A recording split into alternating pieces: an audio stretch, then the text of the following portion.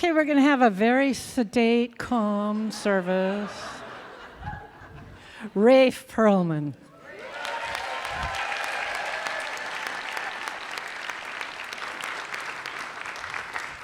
And we have a wonderful pairing going on today with Reverend Dr. Edward is in the house. Yay!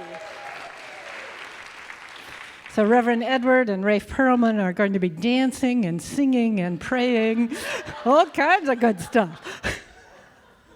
This is new to Edward. I want to just welcome each of you here. This is going to be such a fun experience for all of us.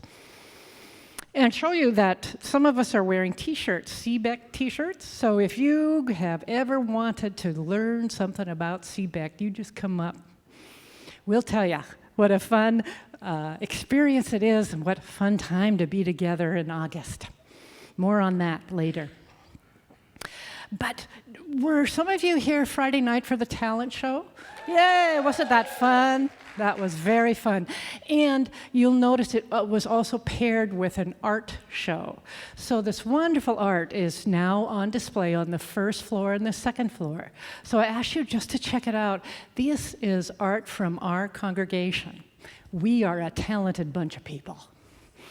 And so if this happens to be your first time here, you are so welcome. We are delighted that you're here. And one thing we do is when the offering basket goes by, there's a connection card in it. You can just pull that out and fill out your contact information, particularly your email address. And then what we do is send you midweek a spiritual practice from Reverend Kathy Ann, our senior minister, and then we're in virtual spiritual community every week. And it's also a way just to keep in touch with each other, tell you about bridge closings, marathons, road work, other good tips about coming to church on Sunday. We have found by talking to you and taking surveys that the way we find each other is from family and friends recommending the Center for Spiritual Living.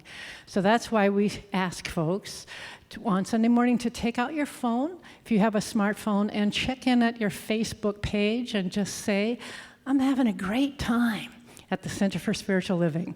And then at some point, that friend or family member might ask you about it, and you can help them find what we have all found, a place that we call home, a spiritual community.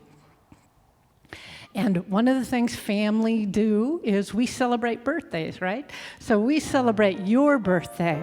So if you had a birthday last week or this week, stand, and we will give you a gift. Happy birthday. Yay.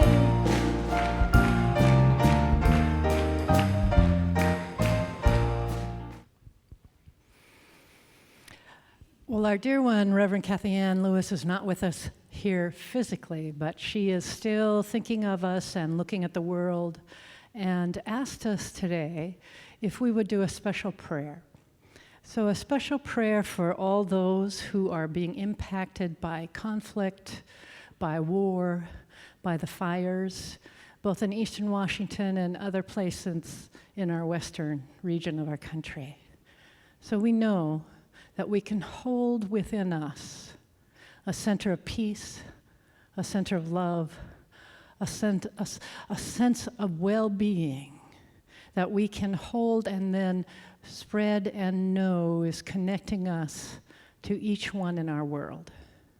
And so we take a very special time this morning through the beauty of Rafe's music, through prayer by Reverend Harold, to be that place of peace, to be in the heart of the world and embrace all those who are currently in challenge, in transitions, in death.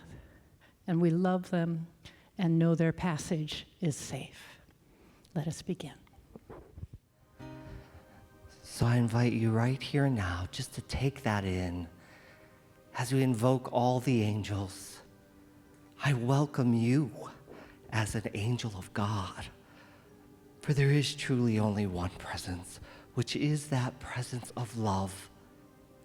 And just as we have allowed ourselves to let that love wash over ourselves, I invite you to place your hand on your heart, for that love exists within you, to fill up with that love with every in-breath, to repeat silently in your own mind, love, and to fill that entire being with that love, that unconditional, absolute, infinite presence of love that is always available. And just as that plane crash has happened in Ukraine, or any of the other disasters of the wildfires, or anything that you may be experiencing now, I allow you to let that hand go and to exhale that love, to breathe it out, to bless all those who are involved. For what I know is that beyond my human perception, there is only one love, one presence, one absolute, which is God. And all things serve a purpose, and so I bless everything. And I bless everyone. For I move into a place where I have the faith of God. One master said it best, to live in the world and not of it. Allow myself to open my spiritual eyes to see love everywhere. And I bless those affected with compassion in knowing that where they are, Spirit is. And so as we open this service, I recognize the love of each and every one of us. I recognize the infinite love of our music team. I recognize the infinite love expressed in the spiritual practice and words of Reverend Edward Viljoen. For truly that presence is alive. It's awake, it's here, it's now, and it is good. And why is it good? Because it is Spirit. And so it is. It is my joy this morning to introduce Reverend Dr. Edward.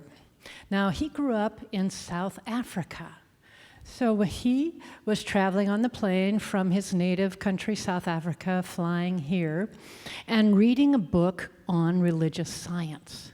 So when he got off the plane, what did he do? He went and found a religious science church and started taking classes, just like many of us did, and went through practitioner training and then ministerial training, and became ordained in 1996. His church is the Center for Spiritual Living in Santa Rosa, California, where he has been for 20 years, their senior minister. And the Santa Rosa Church has been in Sonoma County for 60 years. So another example of a long-term Science of Mind church. He became a chaplain at Sonoma County's law enforcement department, so adding that to his repertoire. And in 2003 was given an honorary doctorate in our ministerial school, our training institute, which is called the Ernest Holmes Institute. And the doctorates are given out to honor people who have truly been pioneers or given something special to our movement to help strengthen it and help us through difficult times. Well, what Reverend Edward did was he was a steward to take us through the passageway of coming together of the two parts of our organization who had separated many years ago. So he helped to lead us, to help us find our way to come back into unity as an organization. And out of gratitude, we honored him as becoming a doctorate. He will share today from one of his books, which is the power of meditation. So both the difficulties of meditation and what it brings to you in increased self-awareness. He's also written other books. One of them is Practice the Presence. So his books are available in the bookstore where he will be after the service if you want to talk to him. And know, too, that after the service at 1:30, he'll do a workshop to give you more of the experience that he's talking about, the self-awareness that comes through meditation. The workshop is offered on a love offering basis, so as a gift to us. So for now, let us open our hearts and embrace Reverend Edward and give him a warm CSL welcome.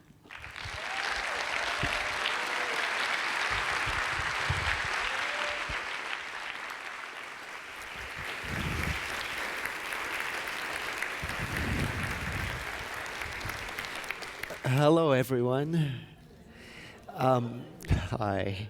I want to appreciate the extraordinary team that runs this center and the music team and Rafe Perlman, just so beautiful. I think we could just have the offering now and we could go home. Do we need anything else? Yes, that's correct. I am so honored to be here. I was thinking about it. It was probably 12 years ago that I was here last. And I went to CBEC too, you know. I loved CBEC. In fact, my own summer camp was born because I got the idea from attending CBEC. Was anybody there with me all those hundreds of years ago? Remember, we enacted the Bhagavad Gita. We had so much fun. And Joel was there. We dressed him up as Emma Curtis Hopkins. Remember that?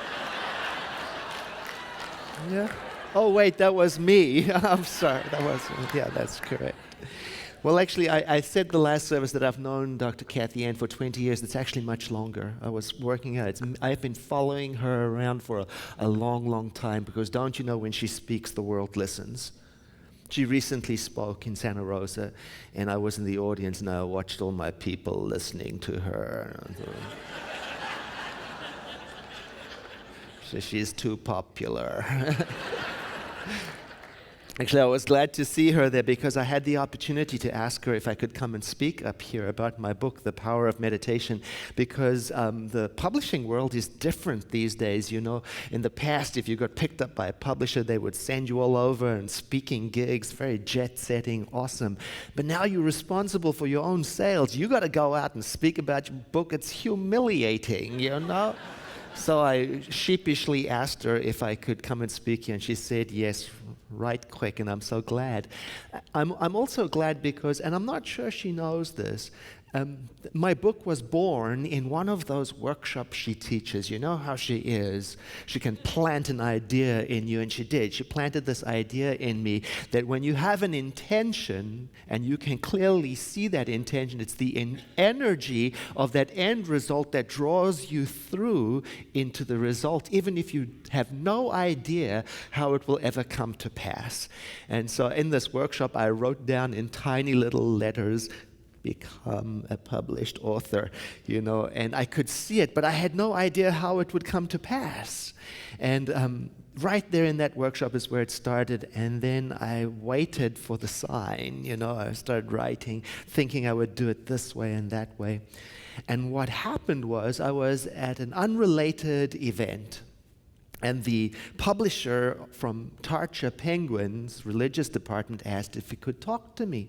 And he said, "We would like you to write a book." And he said, "Yes, we'd like you to write a book on meditation." And I said, "On what?" Because I thought of myself as the person who struggles with meditation. You know, everybody else was seeing trees and flowers and hearing messages, and I saw nothing, you know. And so the publisher very kindly reminded me that when Tarcha invites you to write a book, there really is only one appropriate answer, and that's thank you. So I said thank you very much, and I got to think about the process and started to write. And in so doing, I realized I did know something about meditation from the perspective of one who's had to struggle with it. And through teaching other people to find their own right way, I discovered that there are many, many right ways to meditate, from chanting to journaling to mindfully listening to music to all sorts of things. And recently a friend of mine called. He was just about to head up Mount Everest. And he said, "Edward, I bought your book because I'm your friend and I thought I had to." I thought, well, that's appropriate. So he said, "But I started reading it. I'm headed up the hill to Mount Everest." And he said, "I'm so glad I did, because it gave me a sense of relief, because I'm discovering now that I'm already doing things in my life that satisfy the practice of meditation."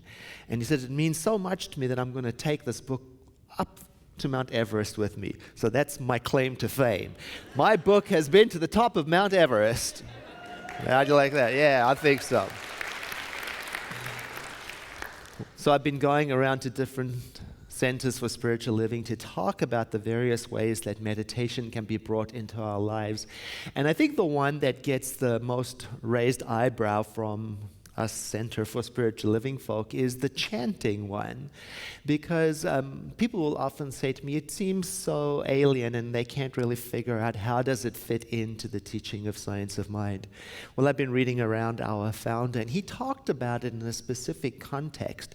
He talked about affirmations, and he said of affirmations that we ought to repeat our affirmation and dwell on its meaning and meditate upon its spiritual significance until our thinking becomes clarified. I love that. The idea that if we dwell upon our affirmations, it will clarify our minds, and repeat them.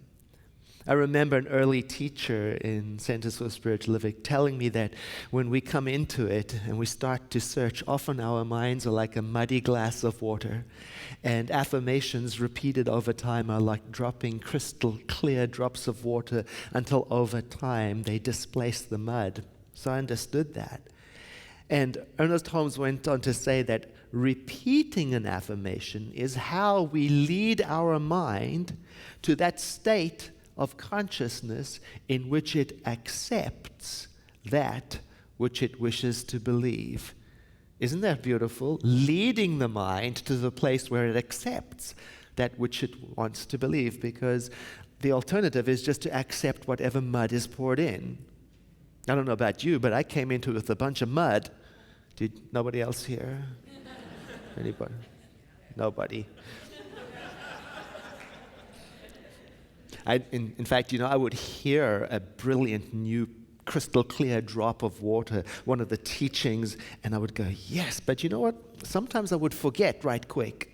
So I'd have to hear it again. Had to be repeated several times. It doesn't stick all the time.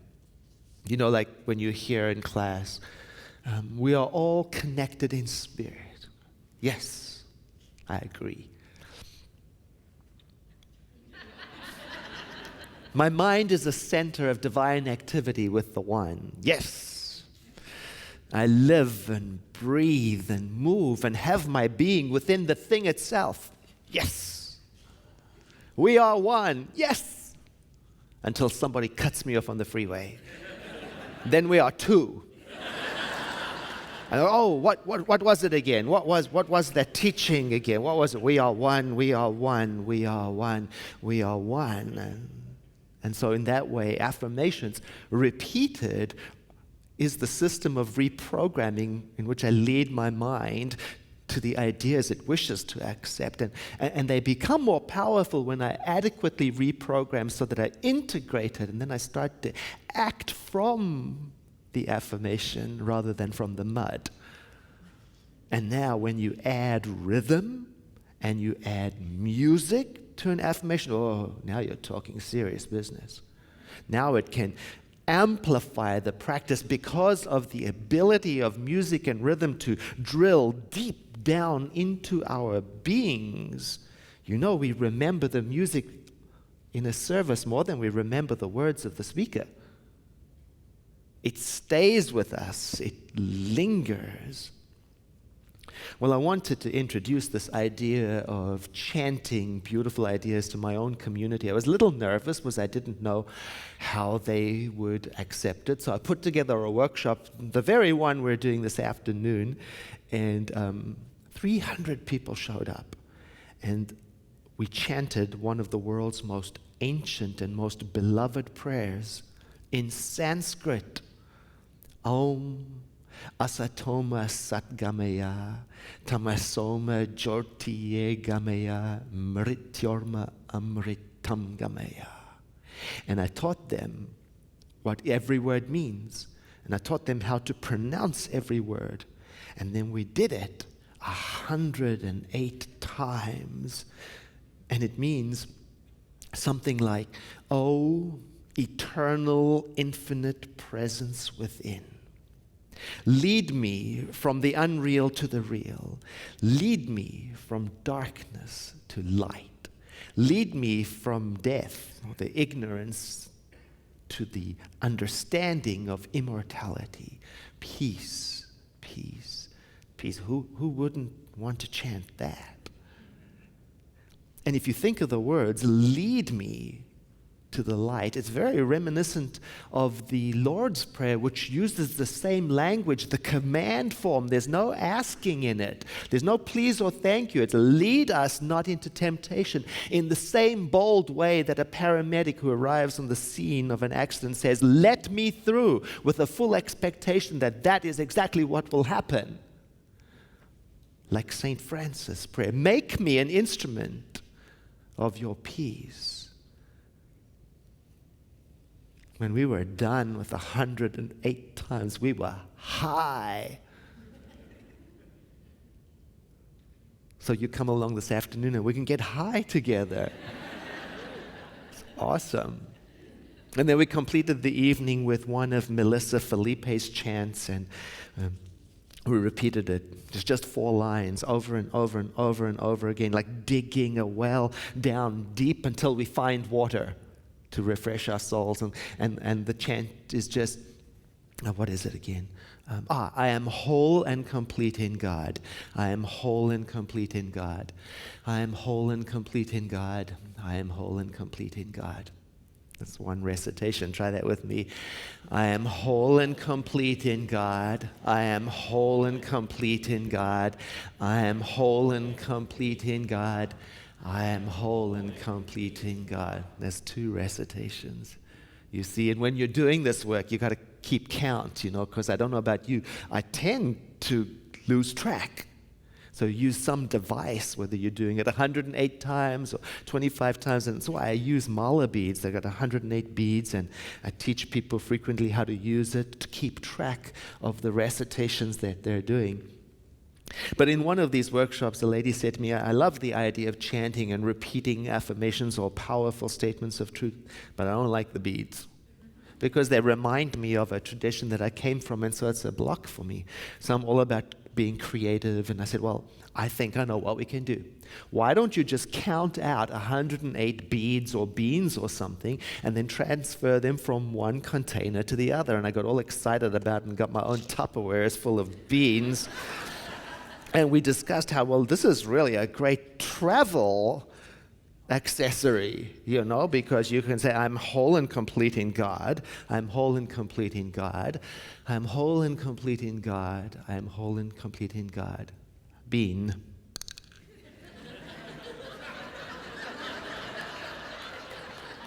I am whole and complete in God. I am whole and complete in God. I am whole and complete in God. I am whole and complete in God. Being. So then over time, you are impressing upon yourself, and being starts to mean something, doesn't it?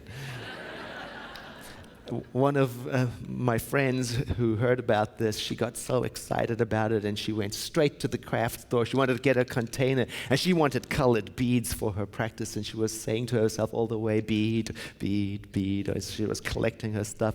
And she said, "I was on a high holy mission, so filled up with what I was going to do for the world by chanting these beautiful things. And I was standing in line when somebody cut in front of me." And she said, and I began to mutter, "Bead, bead, bead."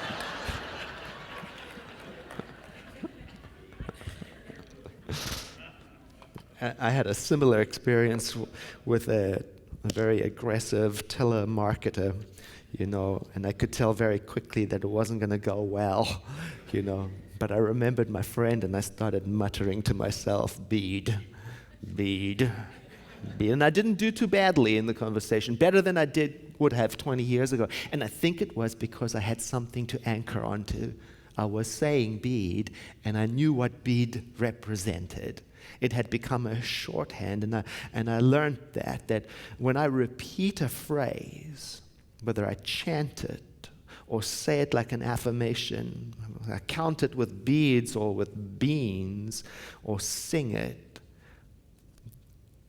I'm imprinting it upon myself.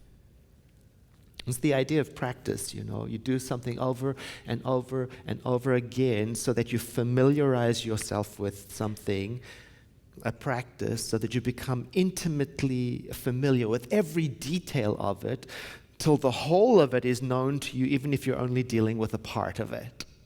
The one bead represents it all. It's like these mala beads that have followed me all over the world. They've been with me in India. I've taken literally hundreds, maybe thousands of people to Bali, and we've sat and we've learned to chant the Gayatri mantra, or in classes where we've used English phrases repeated. And so now when I just look at the beads, if I touch them, it reminds me of all of the practice that has gone before. Or for those of you who meditate in the same chair, in the same place, that over time as you sit in that chair, the chair starts to change. It starts to take on the atmosphere of the practice until you get to that point where the thought of doing something else in the chair seems inappropriate. The chair then represents the whole practice. There is a website called changingminds.org. And on it talks about the repetition principle, and says that if something happens often enough, eventually, especially if it's happening to me or around me, eventually I'm going to become persuaded by it. That's how we are. Repetition has a very definite effect on us, probably because our brains like patterns. We like predictability. And so repetition creates such patterns, and it makes us comfortable. We like it. Advertisers know that. They know that if we hear something often enough, we will accept it as being so. And frankly, our brains prefer to not do the fact-checking. As a side note, a side question for the day. What have you accepted as being true simply because you've heard it so frequently recently? What have you become used to the point where you've stopped questioning it? There's an old saying, it says, familiarity breeds contempt. Well, on changingminds.org, they say, no, familiarity leads you to feeling comfortable and dropping your guard and accepting things and believing it without questioning. Familiarity breeds contentment. That's why people are very comfortable buying brands of product that they are familiar with through advertising, even though they have never used it before. So here's my point. Since our minds accept, apparently, whatever we feed into it, why not expose yourself to something worthwhile and uplifting and wonderful until you are persuaded by it through repetition to live in accordance with it? Why not have some say in what patterns you will be exposed to? Why not immerse yourself in something that's going to lead you somewhere? It's the good news that we have this available to us, a simple technology to expand our mental equivalent and have an expanded experience of life. It's so simple. Friends of mine tell me in their tradition, this is very familiar to them, the idea of repeating something that stands as a shorthand for a much larger idea. Like, for example, the name of an inspired teacher that will just repeat the name, and each time they say the name, it will remind them of everything that they have learned from their teacher.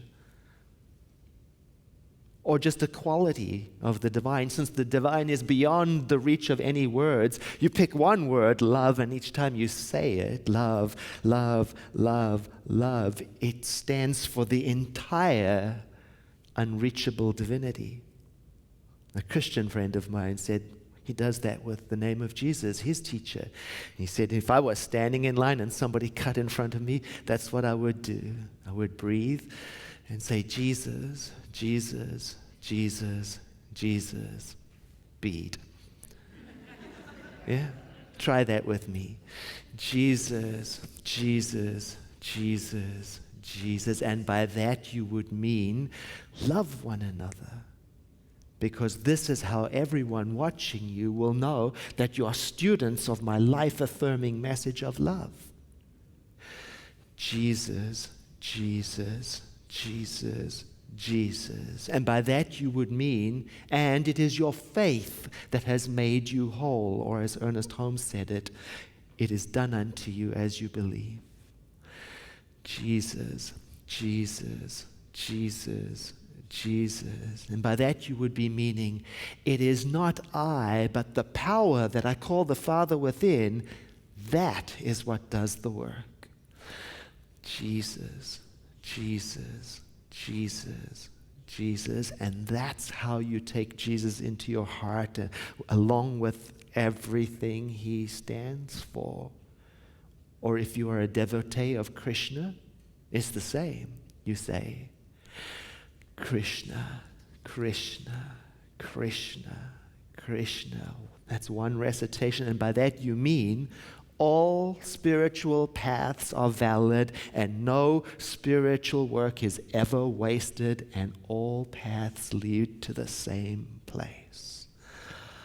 Krishna, Krishna, Krishna, Krishna. And by that you would mean it's not the form of your prayer that matters. It is the sincerity in your heart.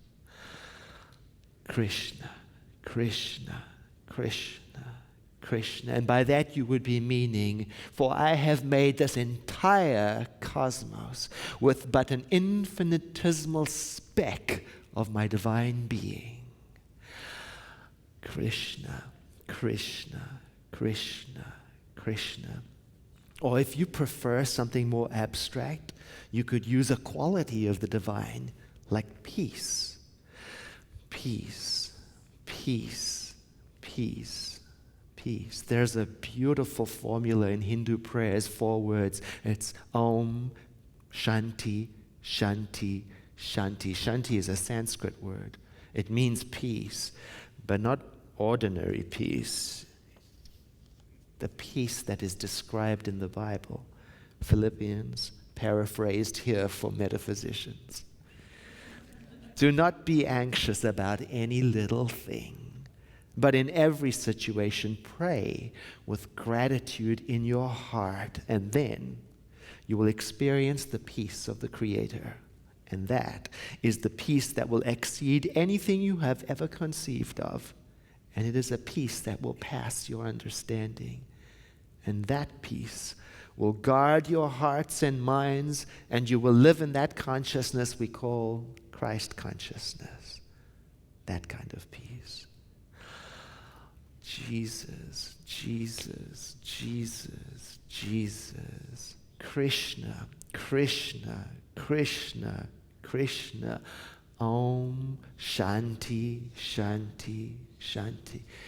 Often in Hindu practice, they use that formula, Om, Shanti, Shanti, Shanti, before and after the prayers. It acts like an anchor for the mind. It gives calmness to the one who is engaging in the practice of prayer, and it is said to remove that great obstacle that stands between us and our sincere spiritual work, that of stress, worry, nervousness.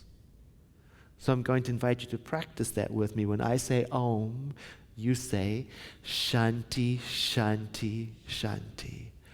Om, Shanti, Shanti, Shanti. Beautiful. Om.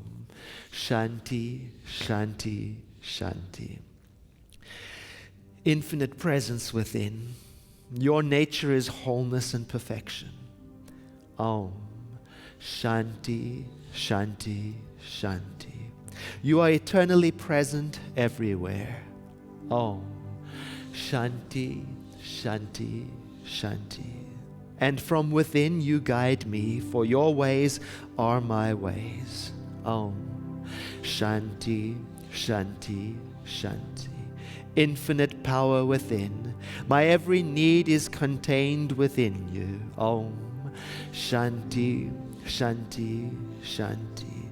As I dwell on your nature, I am released from all previous errors, and I am able to release the errors of others.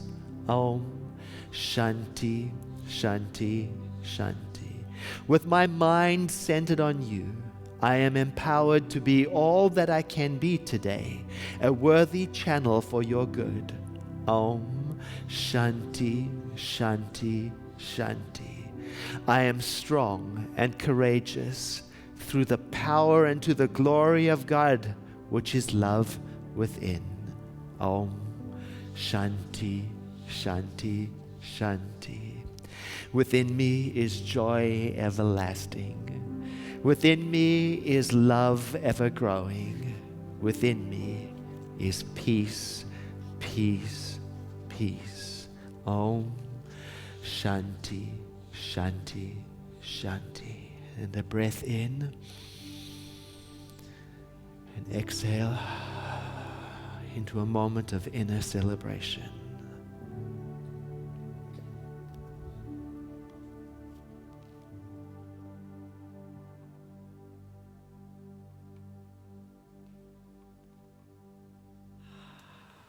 And express our gratitude to the wonderful Rafe Perlman and Reverend Dr. Edward. Thank you, thank you, thank you.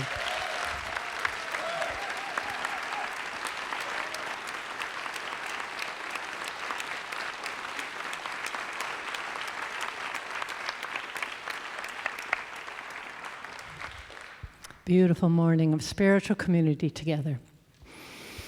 And so, as I said, Reverend Edward is doing a workshop on much of what we just experienced. I love his description: repeated, rhythmic, melodic prayer in a group setting, just what we did today. So that begins at 1:30 in the Holmes room. It is a love offering, which simply means you give of your heart to the level that you can and you feel moved to. So a gift to our community.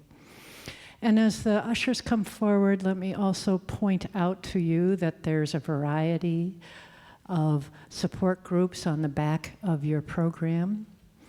I'll mention one. It's the wonderful gift circle, where Rick Gage and his wife, soon-to-be wife, provide lunch, provide a complimentary lunch. It's part of the experience of giving and receiving in a group, a support group. We have our recovery series, Adult Children of Alcoholics group at 4 today. 2 other support groups, Compassion Through Loss, and a connection circle. Connection circle is simply where you can meet people that come to CSL if you are new or just want to meet some more folks. So lots of opportunities to connect, to support, and be in community together. And so I invite you now to bring forth your financial support to the center and just hold that in your hand. Or if this is not your Sunday to do that, hold your hand against your heart. And let us simply be in connected spiritual community together. And I'm remembering the prayer of St. Francis, which has been so beautifully sung to us. Lord, make me an instrument of thy peace, of thy love, of thy joy. For it is in this way that we experience and know the truth for ourselves And then we carry that out into the world and impact and lift and support those around us, particularly those who may be going through deep, deep times of change and transition. And as we come together in spiritual community, we have a place to grow and to be supported and to be witnessed by each other and to lift each other up in spiritual community. And this is why we are here, the divine idea planted here, the center for spiritual living. And so I know with you this deepest joy of being together and the joy of this day. And I affirm that by saying with you, and so it is.